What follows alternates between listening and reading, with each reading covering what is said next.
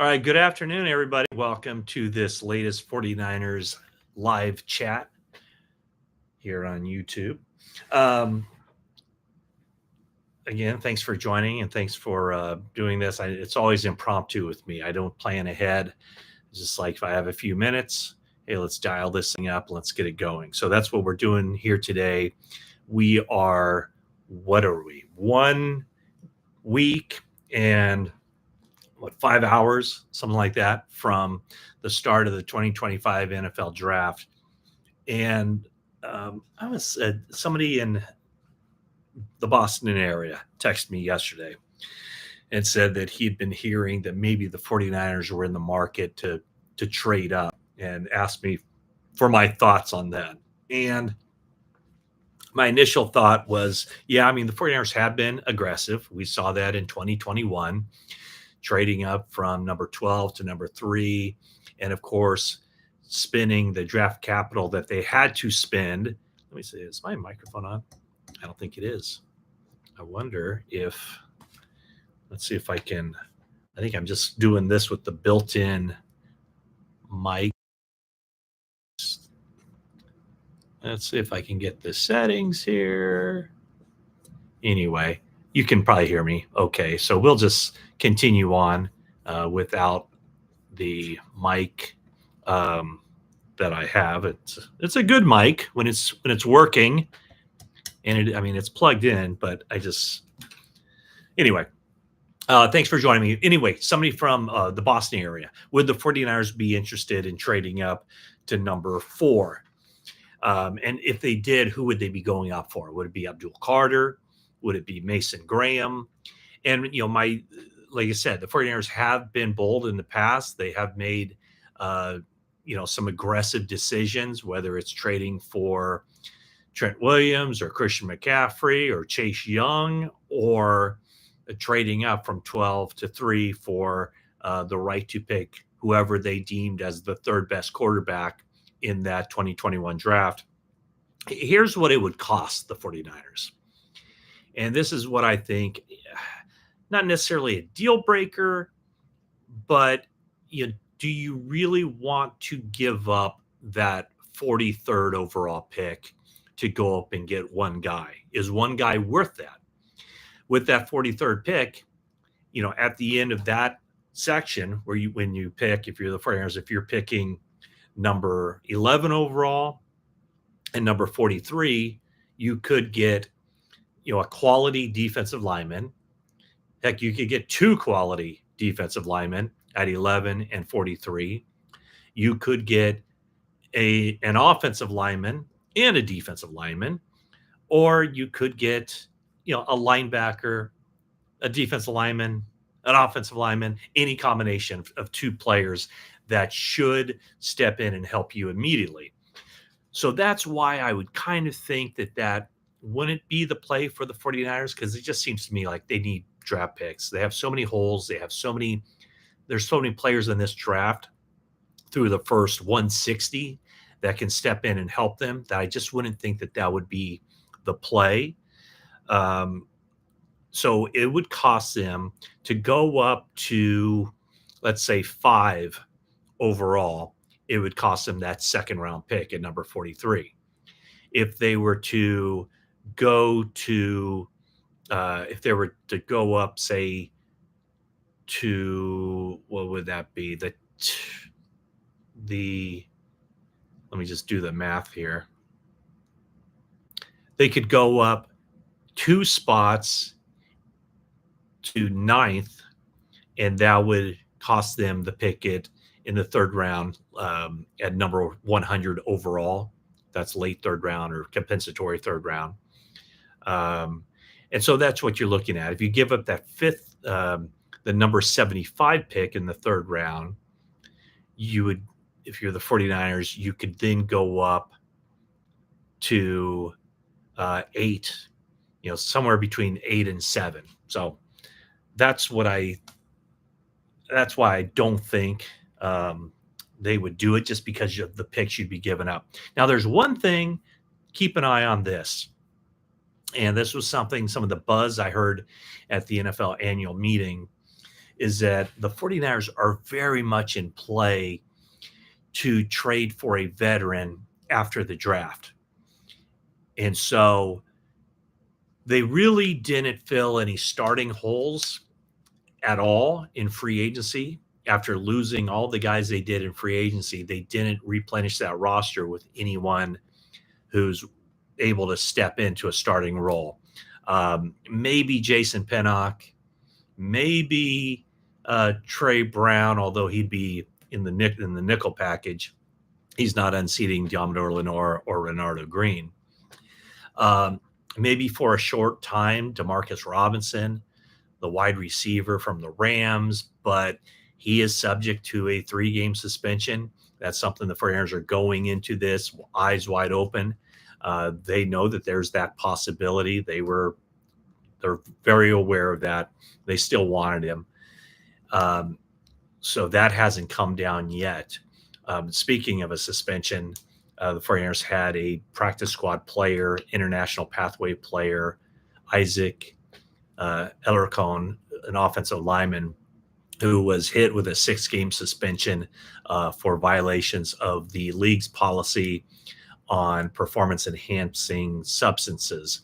What I was told was it was an over-the-counter supplement that he took that had traces of a banned substance that he wasn't aware of in an effort to put on weight and keep on weight, as to fulfill his dream as an NFL offensive lineman. So anyway, he's suspended for the first 6 games of the season. Very clearly was facing an uphill battle to make the 49ers roster to begin with. So anyway, what I was told is that the 49ers are very much in the market to trade for a veteran after the draft.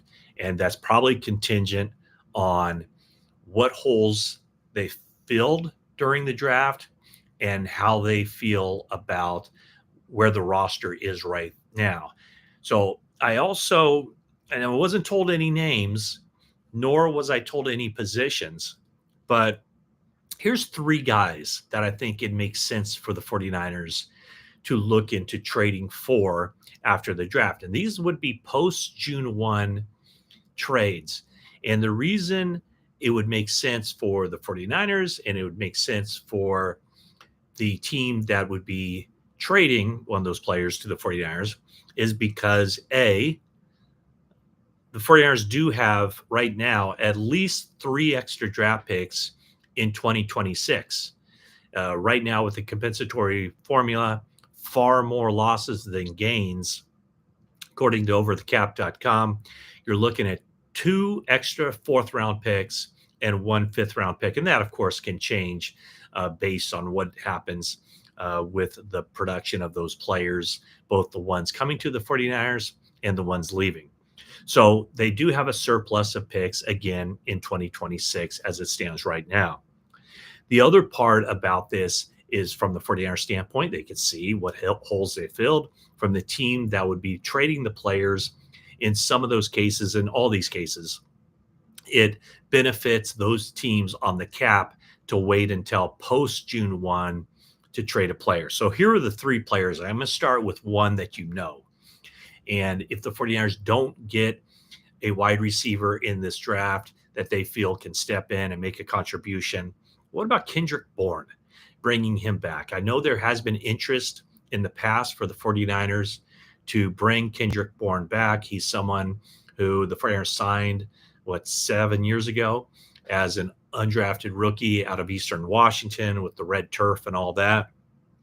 Kendrick Bourne is under contract to the Patriots for 2 more seasons at $5.5 million roughly per season. And it would save the Patriots $6.3 million on the salary cap if they were to trade Kendrick Bourne after June 1. So there's one guy. The other 2 guys I'm thinking about are defensive linemen. And it does make sense, I think, for both of these, or you connect the dots. There could be something going on where it would be attractive for both sides. One is Buffalo defensive lineman AJ Epinesa. He would the 49ers could pick up the $5.7 million salary that he's scheduled to make. And with the Bills adding Joey Bosa, maybe there's an opportunity for them to pick up a draft pick for 2026 by trading Epinesa. Also, because if they waited until after June 1, it would save Buffalo more than $6 million if that trade were to happen. The other one is a defensive tackle from Minnesota, Harrison Phillips, signed for 2 more years.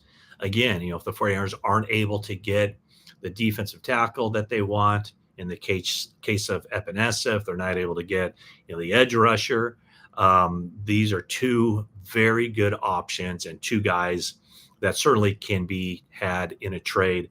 For Harrison Phillips, 2 more years left on his deal, and that would save Minnesota $6 million. And part of the Minnesota thing that I'd be thinking about would be that Javon Hargrave is now a member of the Minnesota Vikings.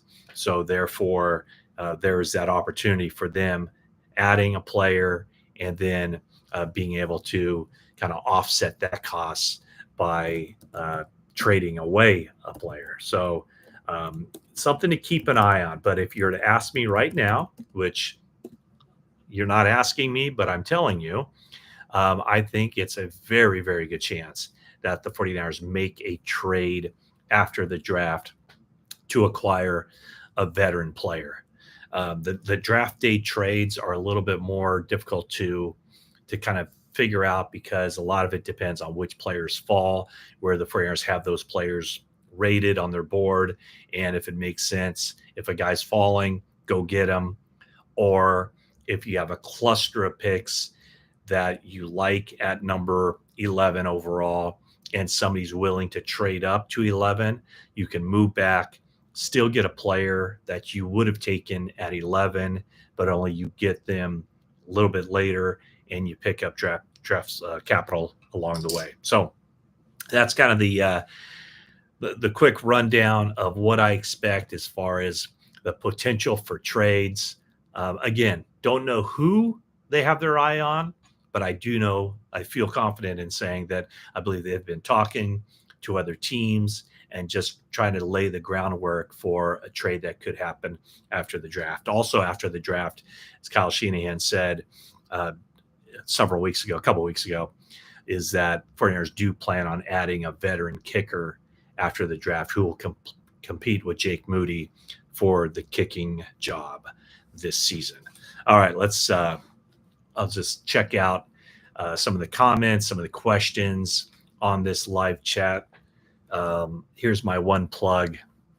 Let's see if we can get some likes on here. I want to see some thumbs up. Okay, someone says that this person's hearing that Kocurek prefers Walter Nolan. Okay. All right. So here's my mock. I've talked to you about my mock draft before, and here's what I'm thinking. My very first mock draft, which I did several months ago, at 11, I had the 49ers taken Shamar Stewart, edge rusher from Texas A&M. And I know when I gave the 49ers that pick a couple months ago, fully aware that he has he had 1.5 sacks each of the past 3 seasons. So not huge production. But I was also aware that this guy looks the part. He's athletic. He's strong. He's fast. He's nimble. He has everything you want. Heavy-handed. Everything you want from a defensive lineman, an edge rusher. And so would the 49ers be scared off by his lack of production? It might just be the opposite. I think they might feel like there's a blank canvas there, because I haven't heard anything about his work ethic or anything else being an issue. It's just that he hasn't been able to finish, wasn't able to finish at the collegiate level. So if you're a defensive line coach, if you're a defensive coordinator, wouldn't you love to have a guy like that you can kind of mold in your image of what a defensive lineman should be? So he was my first pick that I had the 49ers taking in my mock draft. And my stated goal from day one was to have the 49ers take a different person at each step along the way. And my last one, just last week, was Walter Nolan. I think I like the idea of the 49ers either taking my first pick or my last pick. So when it's time for my final, I mean, I could change based on what how I feel when I sit down to do my final mock draft. But right now, I'm kind of leaning heavily toward one of those two guys as a repeat of previous mock drafts. All right, what else do we have here? Trading up would make sense if we're just one piece away. I would agree with that. I do think that when the 49ers had their roster set and their nucleus wasn't aging, that they could look at it and go, they're set up to win today, tomorrow, and the next year. They might have been more inclined to do that. Also, there was a lot going on with the Trey Lance stuff. I mean, they did want a quarterback on a rookie contract, rookie manageable set contract for 4 seasons. They didn't get that with Trey Lance, but they did get that with Brock Purdy. All right. Should the 49ers draft all defensive players in the first 2 rounds? Well, it's only two players in 2 rounds, number 11 overall, number 43 overall. Should they? I think they should take the best player, and best player is obviously very subjective because it would be the best player that the 49ers have graded, the best players on their board. It might be defensive lineman round 1, offensive lineman round 2, or vice versa, or it could be another position altogether. But I would say that if the 49ers, well, let's put it this way. This is kind of a Captain Obvious, but I would say much, much, much better chance 49ers take 2 defensive players rounds 1 and 2 than they take 2 offensive players. And I would say maybe 50-50 between the 49ers taking 2 defensive players and the 49ers taking an offensive and a defensive player. So splitting it, I'd say 50-50 between that. But I don't think they can go wrong with 2 defensive players. Let's see here. I'm also on team no trade up. Yeah, that's the way I would definitely. Yes. Not buying the trade up rumor, fake news. Yeah, I mean, I didn't buy it either. But again, we'll see how it turns out. But yeah, I just don't see why they would give up unless they. Who would it be? I think, like I said, Abdul Carter, Mason Graham. Who would be the kind of player who could inspire the 49ers to move up in this draft? Those would be 2 guys that come to mind. Let's see here. What do we got? Oh, wow. A lot of comments. So I'm just going to try to pick my way through them here. Phillips contract, a little bit more base salary. The Vikings, like I said, the Vikings would save $6 million by trading him. No on Shamar Stewart. Stewart is Solomon Thomas 2.0. I don't think that. I don't think Solomon Thomas was as big and as physically impressive as Solomon Thomas, or the other way around. I think Solomon Thomas isn't as big and physically impressive as Shamar Stewart. Let's see here. Yeah, maybe it's the same people, but saying a lot of no on Stewart. Based on what you know, who is the one player you think will come away with in this draft? One player the 49ers will come away with in this draft. Let's go with, oh boy, let me think about this one. Here's one for you. How about Jonah Monheim from USC, a center? Can get him on day 3.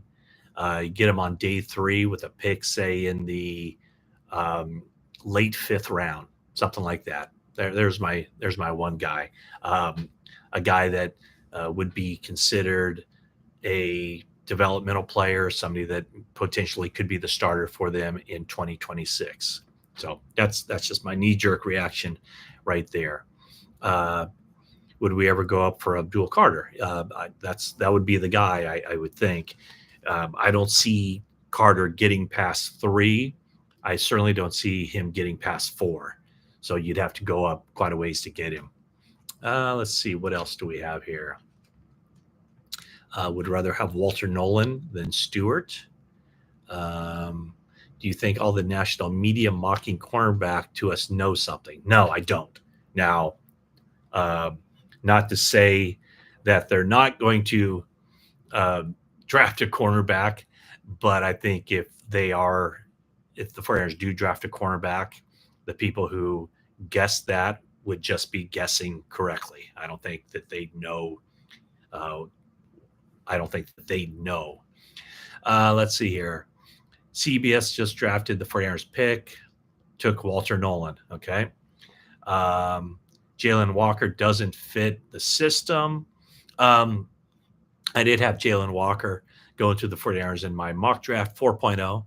And the thinking there was a player who could basically fill Dre Greenlaw's spot in base downs and then rush the passer in nickel situations. So maybe a little bit of a gamble taking a player who's going to be basically playing 2 roles with the team, but um, he might very well be gone. I would think that he would be gone before the 49ers go on the clock at number 11. I'm kind of jumping around because the comments are so if you have something to stand out here, let me just see what else we got. What is your guess for the total number of draft picks that the 49ers end up with by the end of the draft? Okay, so right now they have 11 picks in this draft. I would say that they end up with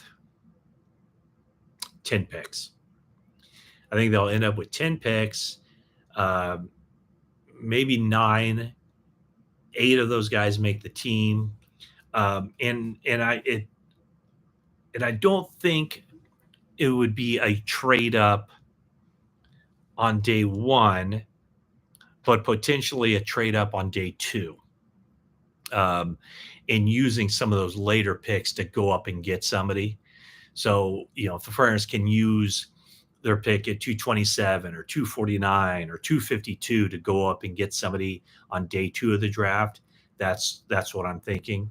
I think even with the holes on the 49ers roster, I think it's going to be difficult for more than 8 players to make the 53-man roster.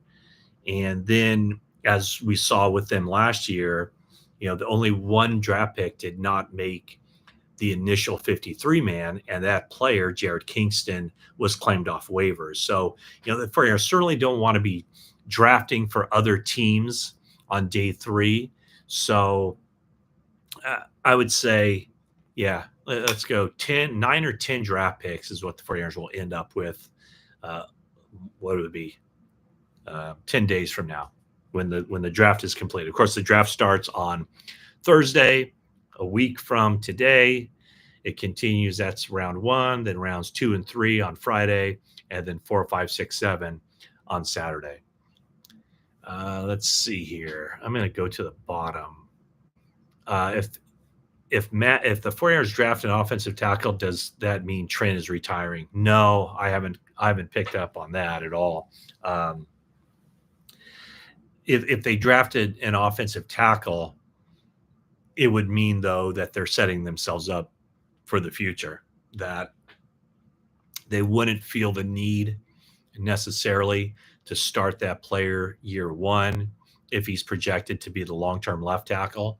Of course, if they take an offensive tackle in round 1 at number 11, maybe there's an opportunity for that player to start year 1 either as a guard where they have that opening at left guard, or maybe compete with Colton McKivitz at right tackle. So I don't think they feel a desperate need to draft a starting offensive lineman for the 2025 season, but there potentially is that need to look a year out and get a young offensive lineman from this draft class who can be a starter a year from now, maybe even late in the season this year if there's an injury and that player is needed.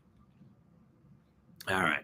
Again, I'm just going to go to the how much. I'm going to go from the top or from the bottom and work my way back up. How much input will Saleh have in drafting defensive players? He'll have input, absolutely. What John Lynch does, John Lynch runs the draft. He's in charge of the 90-man roster. He's a consensus builder. So he'll want to get input from all the scouts, all the position coaches, the coordinators, and then put together the draft plan from there. But, it's the 49ers signed Robert Saleh. They're paying him a lot of money, and they're paying him a lot of money for a reason, because of his problem solving and his vision for what that defense can be with the pieces they already have. So if Robert Saleh says, hey, John, this is the defensive lineman that I want, and this is my plan for him, this is how we can utilize his skills, and you could say that with probably any position on the defense, that would certainly be influential. That's what the 49ers do. I'm sure every team does that, where the position coaches, the coordinators can give a list of, okay, if we take this guy in round 3, here's what we're thinking. We can use him in this specific role. He would match up well against these NFC West teams.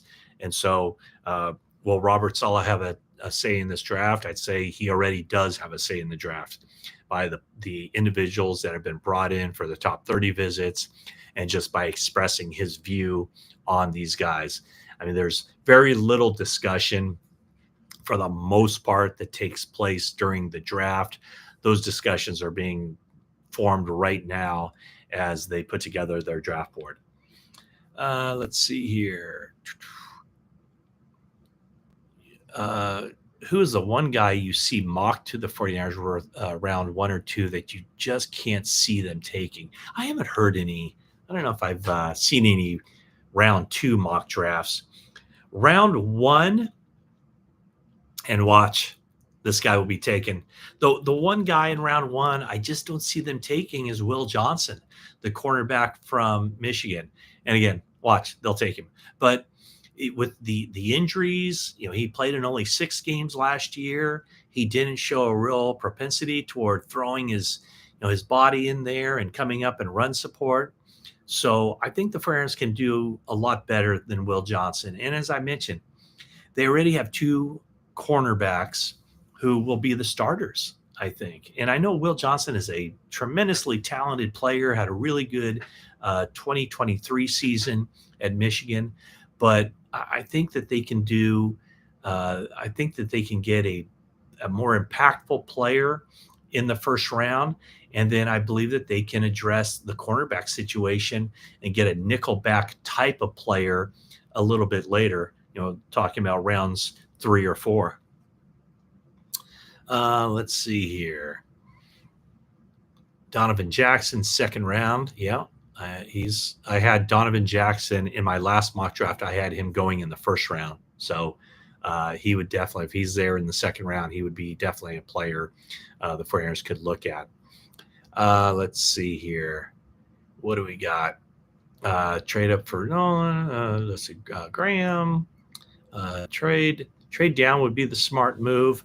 Yeah, I would say trading back probably would be the smart move.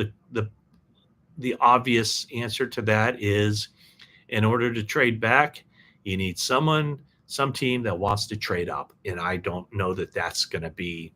I don't know how likely that would be. I guess this kind of goes.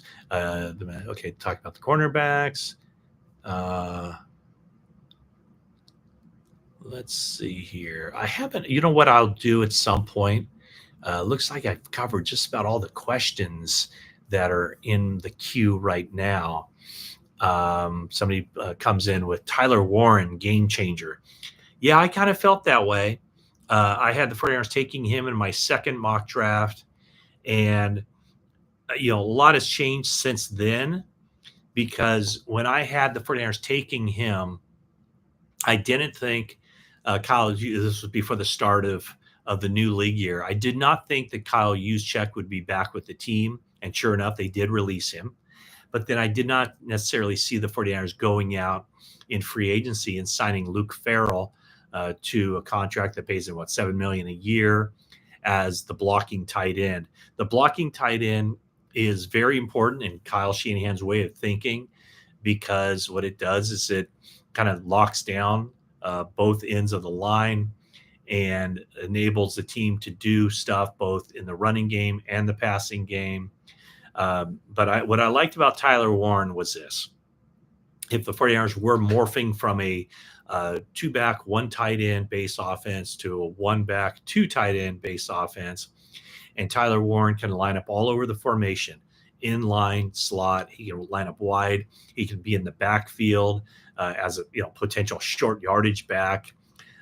He can be a wildcat quarterback, and I don't know, what would that be, like 3 or 4 times a season? But still, there's just so many possibilities that he would bring to the table. Now, I've kind of cooled on that in the month or so since then, because of Farrell's addition to the team, and also Juszczyk coming back. And if you haven't heard me say it already, 49ers release Kyle Juszczyk, and they'd kind of earmarked a lot of that money, or some of that money, to go to Dre Greenlaw. But when Greenlaw signed with the Denver Broncos, that opened up that money that they had budgeted toward Greenlaw, and they brought him back. Kyle Juszczyk did. They brought him back on a 2-year contract. The criticism, and speaking of Greenlaw, one of the criticisms I've had with the 49ers this offseason is just how passive they've been as far as signing veteran guys to contracts. And we've seen it in the past. I mean, going back to George Kittle, just waiting and waiting and waiting and not getting that deal done until right before training camp. Same could be said for Fred Warner, Deebo Samuel, Nick Bosa, and Brandon Ayuk. And this year, with John Lynch saying that kind of the stated goal, we want George Kittle to retire as a member of the 49ers. That's been something that they've talked about, but they weren't aggressive in doing that. And now when you look at what Trey McBride signed for with the Cardinals, a contract extension that pays him $19 million per year, the 49ers missed an opportunity to set that market and get George Kittle done when it might have only cost them $18 million a year, making him the highest paid tight end. Get that deal done, and then you can move on. But with McBride's contract, now if you're George Kittle, do you settle for a penny less than $20 million? No. And the reason I bring this up is because of Dre Greenlaw. Now, 49ers were not aggressive at all in trying to get Dre Greenlaw signed. And they kind of underestimated what they thought it would take to get him signed. And so their initial contract offer to Greenlaw ended up kind of being insulting, just a 1-year contract offer. And then it wasn't until the Broncos came in and gave him a lot of money on a 2-year deal, I believe it was, or 3-year deal, that the 49ers then, rallied everybody and got John Lynch and Kyle Shanahan to fly to Texas. And at that time, the damage had already been done. So if there's a criticism of the 49ers for how they handle contracts, it's that they need to be more aggressive. They need to be more proactive. They shouldn't be playing follow the leader. It's something that the Philadelphia Eagles have done a very good job of. I mean, just in the past couple of years, their ability to sign guys before they, before their time to set the market. Landon Dickerson, Jordan Mailata. Those are the things that they've been able to do. And Lane Johnson, they've re-signed 3 of their offensive linemen again and again. So that's what the 49ers need to do. They did do it with Diamador Lenore in the middle of last season, but guess what? They should have done it with Lenore after his 3rd year, before he had gotten off to that really good start, because then, they could have gotten him for a better deal before the season starts. And I remember a year ago, or whatever it was, 10 months ago, as the 49ers were getting ready to open training camp, I don't know how many times I said that, Diamador Lenore was going to be kind of the breakout player. I can't imagine the 49ers didn't feel the same way. So why not get a deal done when they can? Get these guys signed early, and then you don't have to worry about them. So anyway, there's my take on where the 49ers have gone wrong as far as from a cap management and a contract management part. All right, what else do we have here? There haven't been very many comments here in the last few minutes, although we do have a lot of people in the chat room. So thank you very much for tuning in to this 49ers Talk. No, it's not 49ers Talk. 49ers Talk is my podcast that I do with Jennifer Lee Chan. Hey, look at there. James Foster just blowing me away. Wow. Thank you so much, James. Let's see what James has to say. How much influence is Gus Bradley having on the defense and the draft? Saleh, Bradley, roots from Seattle, 4-3 defense, both have different philosophies. You know what? I don't know that they do have different philosophies. I think they're both, they came from that Pete Carroll tree of, what do they call it? The Leo position used to be the elephant for the 49ers back in the George Seifert days. I would say that Gus Bradley right now is in kind of a fact-finding and learning how the 49ers do things kind of mode. I'm sure that Robert Saleh will lean on him a lot.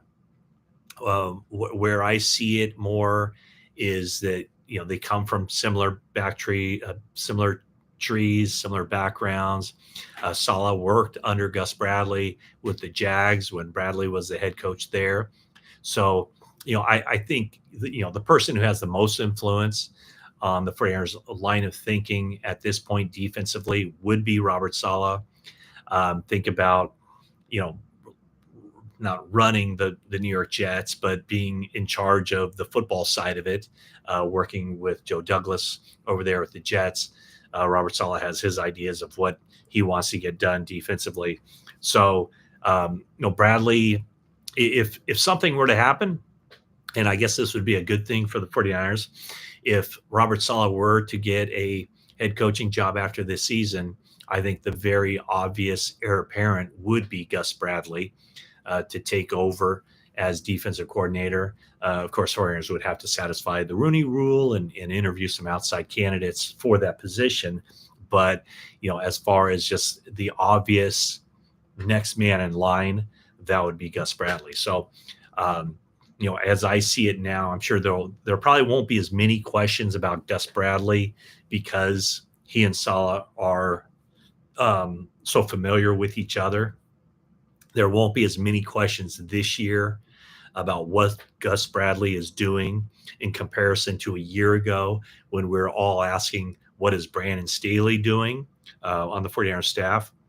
Never really found that out. Of course, now Brandon Staley back to being a defensive coordinator. But Gus Bradley, I think it'll be definitely more of a supporting role for Gus Bradley and working alongside Robert Saleh. The hierarchy is a little bit different. Used to be Gus Bradley up here and Robert Saleh here. Now the roles are reversed. Thank you again, James, for that very kind and generous gift.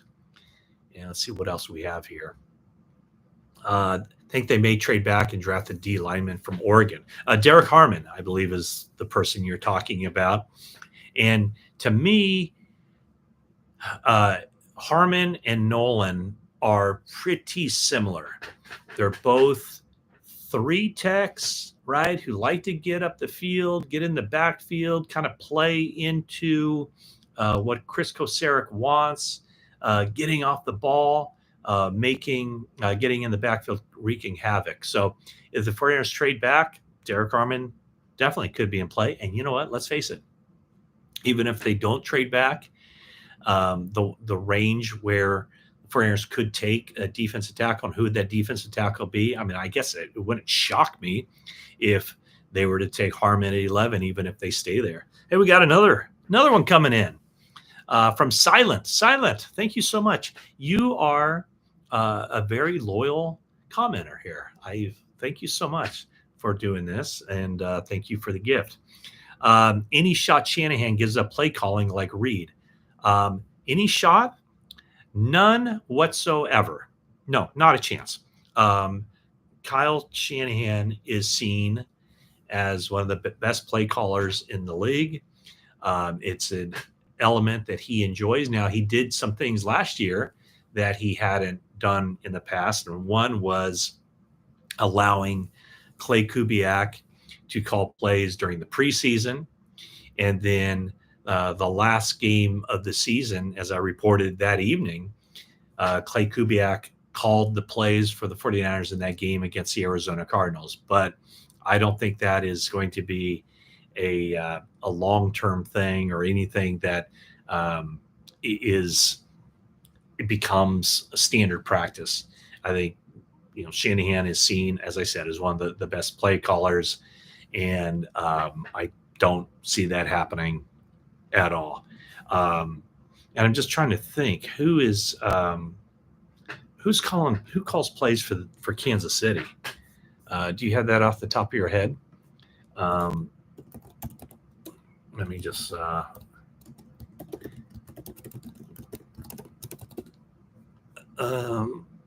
all right, well, you know what? Let's see here. No, are you sure that Andy Reid doesn't call plays? I think he does, because I think that's one of his strong suits as well. I think Matt Nagy, are you sure about that? Did that happen during the season?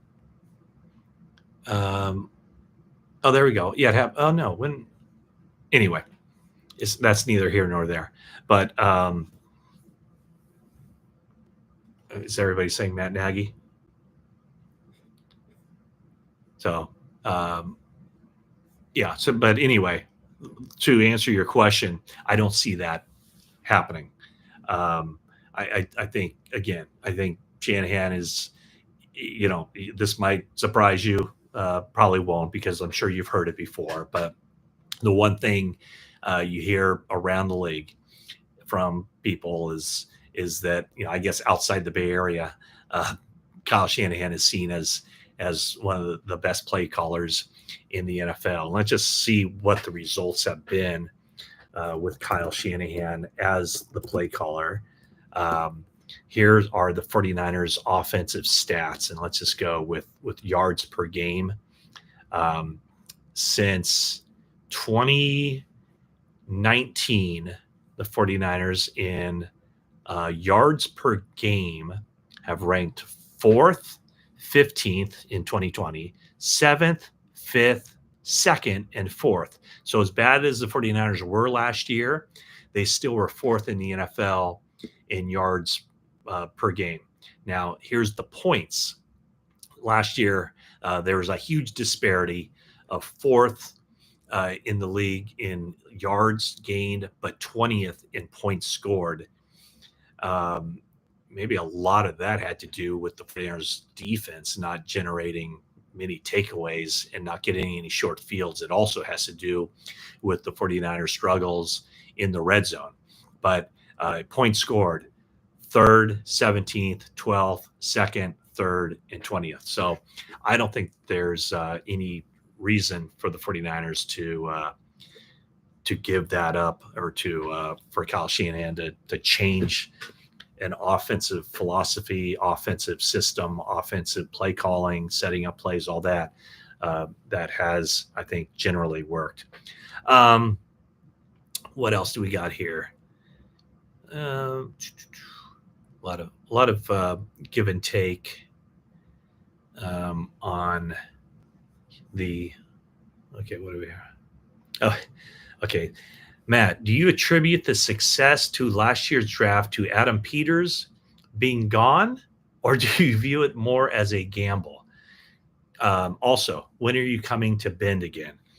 I love me some Bend, Oregon. Although last time I was in Bend, I ended up with a bruised coccyx going down the Willamette River and those little rapids. I was in an inner tube and I had my butt sunk a little bit too far down in the inner tube. And let's put it this way. On the drive home, I had to get one of those donut shaped cushions to drive home. Oh my gosh, that was painful. Anyway, you probably don't care about my bruised coccyx. Um, what do I? You know what? I think the draft is everybody says a crapshoot or there's a lot of luck involved. What do I attribute?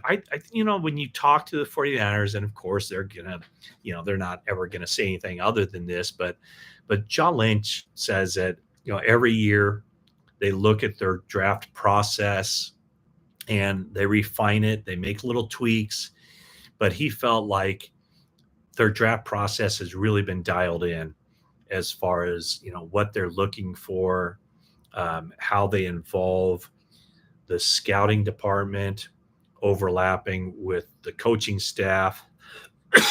Excuse me.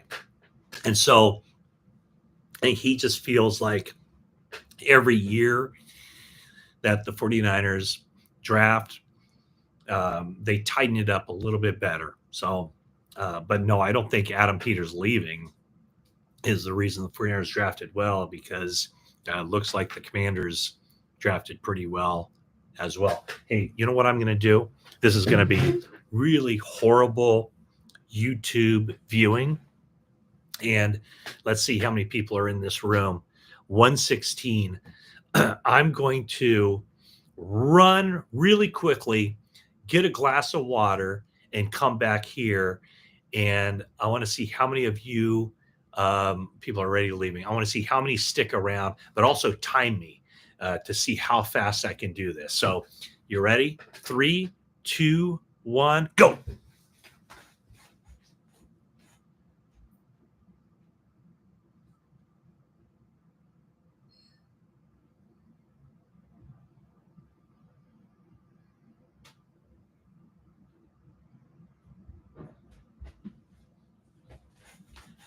I'm back. Hey, nobody left, or hardly anybody left. Thank you. Cheers. Glass of water. Did anybody get my 40 time? My arms aren't that long, so we'll see how I stack up in the draft. Was it 15 seconds? Not bad. I'll settle for that. 15 second. What time is it here? Hey, it's 1:05. Maybe I'll go watch the Giants. What, 20? Real? Oh, 17? Oh, we got to see. Everybody has a different stopwatch. Just like apparently with Will Campbell, was it at the NFL Scouting Combine, 32 5/8 inches for his arm. And then at his pro day, it was 32 inches.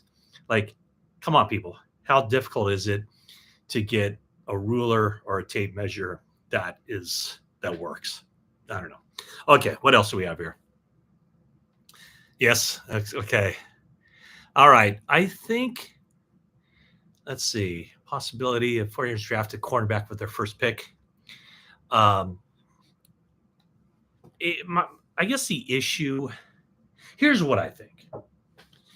I think the 49ers should draft a free safety type, a ball hawk, a playmaker who has nickelback ability.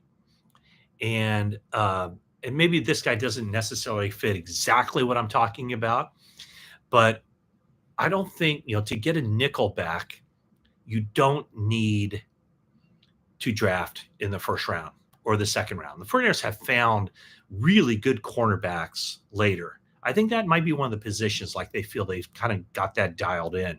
Think about Diamador Lenore. Think about Renardo Green. A guy like Quincy Riley from Louisville, who is all over the place. He makes plays on the ball. To me, that would be a good selection in whatever that third or fourth round. A guy who could play nickelback year one, keep Diamador Lenore on the outside. When I look at one of the areas, and I kind of touched on this a little bit earlier, when I look at one of the areas where the 49ers weren't good, horrible last year, and that was taking the ball away. The year before, now I realize there's a lot of elements that go into this, including pressure on the quarterback. But the year before, the 49ers were the only team in the NFL that had more interceptions than touchdown passes allowed. Fast forward to last year, what happened? They had like one interception total in the final 9 games. So they need someone to make a play on the ball. Quincy Riley, keep an eye on him. I think he would be a really good mid-round draft pick for the 49ers. But I think that when you look at where they are and the team they put together, their recent draft picks, Talanoa Hufanga, although Talanoa Hufanga made some plays on the football, but Talanoa Hufanga, Jair Brown, Malik Mustafa are all kind of more thumpers than free safety center fielder types at the safety position. That I think that would be an area, some playmaking, somebody that's not in the mold of John Lynch, the Hall of Fame safety. So that's what I think there. Let's see here. Oh, by the way, Martin says, Ty says, Ty Alston, how you doing, Ty? Always good to hear from you.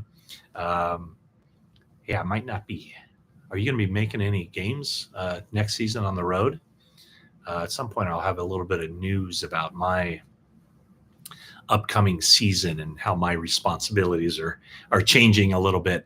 What do we got here? A trade for Jalen Ramsey. Wow, I don't know about that one. But I will say, as I kind of led off this YouTube live, I do think that they will make a trade for a veteran guy. Hey, another one from Silent. You're my guy. Thank you so much. With Greenlaw gone, who is now the heart of the D? Well, I would say the heart of the D was, is, and will be for as long as he's around, Fred Warner. Now, Dre, I don't know that Dre was the heart of the D. I think Dre played with this reckless abandon that had a positive impact on his teammates. It wasn't always positive what Dre did. I mean, he pushed the line. But I just think with Fred Warner, he's the heart. He's the guy in the middle. He has the green dot. He's the voice of reason. He's the inspiration. He's the playmaker. He's everything for that defense. So, it will always be Fred Warner. I'm just trying to think of other tone setters on that defense. I think they're looking for Malik Mustafa to be that, kind of maybe not so much, like playing the game, setting the tone, letting his play do the talking. I think that would be, I would say that Mustafa has that chance to be that kind of player. Lenore's a good player, but he's not, he's more of a soft-spoken guy. Cornerback is kind of tough to be that leader along the defensive line. No, it's definitely Fred Warner. And I would say the same on the other side, Fred Warner and George Kittle. Kittle would be the offensive guy. I'm just trying to think who else. Yeah, I mean, Purdy is a very good leader. McCaffrey is a lead by example, hard runner. Trent Williams kind of the same way. But I'd say that, the two very clear leaders on the team that say the right things at the right time, the way they play the game, the tone they set, the ability to articulate what needs to be articulated at the right time. Fred Warner, George Kittle. Okay, what else do we got here? Yeah, Silent has a lot of spare change. He's throwing me the 199. That's awesome. Thank you. Let's see here. Uh, oh wow, Deep. You know what, Debo? Debo was a tone setter. I mean, Debo in a lot of ways, I think, was kind of the Dre Greenlaw of the offense. It wasn't like, it wasn't speeches or anything else. It's just that hard nosed running style, that kind of kick butt mentality that Debo had. It was at the game, was it the final game of the 2021 season when the 49ers needed that win against the Rams, and the 49ers had, they came back from a 21-point deficit or something, and they had a quick turnaround, and Debo goes running up to Kyle Shanahan and says, "Give me the ball." And they give him the ball, and he wills his way into the end zone. So in a lot of ways, the run of Debo was impressive, and I think it was a lot of fun to watch him play. Such and much the same way it was fun to watch Dre Greenlaw play. But those are two guys who had such an impact on the 49ers while their time with the 49ers lasted, and now it's over. So they have to see if they can get other guys coming up through the draft, the leaders of tomorrow, potentially coming through this draft. Because I'm just trying to think of the personalities.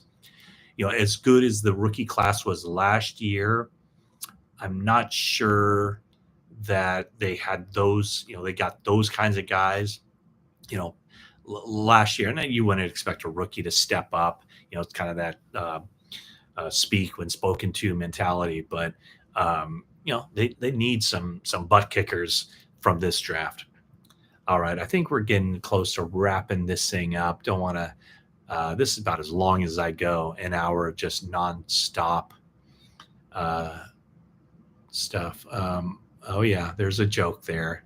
How will the 49ers replace Devondre Campbell's leadership and steady veteran presence? It's going to be tough. I'm not sure how. In fact, I would say that my best guess is the 49ers won't even try to replace that. There we go. Did I give that to you? Did I deliver that line with a straight enough face? Jalen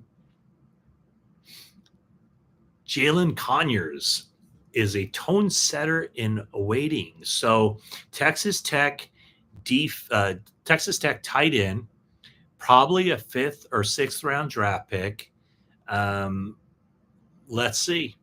I think the 49ers will take a tight end in this draft. They've spent a lot of time with tight ends in that 5th round. And the reason I say 6th round, even though the 49ers don't have a 6th round pick, is because that could be an area where, they trade up from the 7th round to get a mid 6th round pick, something like that. Or, use one of their 4ths or 5ths to trade back, pick up another pick, and then go up and get, do some maneuvering in that way. But there's our first vote for Jalen Conyers from Texas Tech being a 49ers draft pick. All right. I think what's for lunch? Thanks for asking. I am a sandwich guy. And today I went to my local, it's a chain actually, but picked up some ciabatta bread. Love me some ciabatta.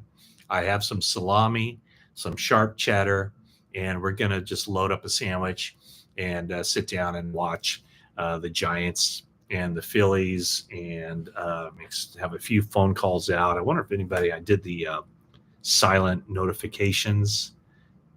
Just want to see if any of the people I reached out to have texted back. And so that's what I'm going to do. Going to watch. Ciabatta is a reach. Really? Are you saying sourdough? Ciabatta shouldn't be taken with the 11th overall pick. Are you saying Dutch Crunch is the 11th overall pick and you can trade back and get ciabatta? I don't think so. I'm a big ciabatta guy. Huge ciabatta.